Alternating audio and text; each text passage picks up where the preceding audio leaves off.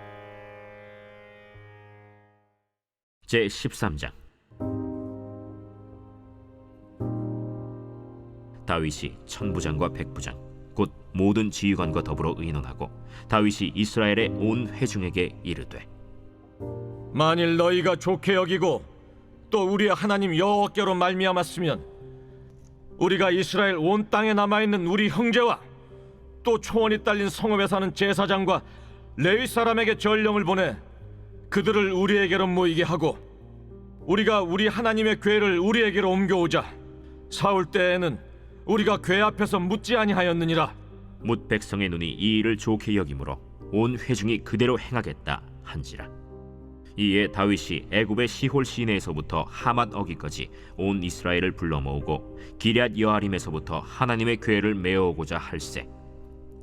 다윗이 온 이스라엘을 거느리고 바알라 곧 유다에 속한 기럇 여아림에 올라가서 여호와 하나님의 궤를 메어오려 하니, 이는 여호와께서 두 그룹 사이에 계심으로 그러한 이름으로 일컬음을 받았더라. 하나님의 궤를 새 수레에 싣고 아비나답의 집에서 나오는데 우사와 아히오는 수레를 몰며 다윗과 이스라엘 온 무리는 하나님 앞에서 힘을 다하여 뛰놀며 노래하며 수금과 비파와 소고와 재금과 나팔로 연주하니라. 기돈의 타작마당에 이르러서는 소들이 뛰므로 우사가 손을 펴서 궤를 붙들었더니 우사가 손을 펴서 궤를 붙듦으로 말미암아 여호와께서 진노하사 치심에 그가 거기 하나님 앞에서 죽으니라. 여호와께서 우사의 몸을 찢으셨으므로 다윗이 노하여 그곳을 베레스 우사라 부르니 그 이름이 오늘까지 이르니라. 그날에 다윗이 하나님을 두려워하여 이르되, 내가 어떻게 하나님의 궤를 내 곳으로 오게 하리요? 다윗이 궤를 옮겨 자기가 있는 다윗 성으로 메어들이지 못하고 그 대신 가드 사람 오벳 에돔의 집으로 메어가니라. 하나님의 궤가 오벳 에돔의 집에서 그의 가족과 함께 석 달을 있음이라. 여호와께서 오벳 에돔의 집과 그의 모든 소유에 복을 내리셨더라.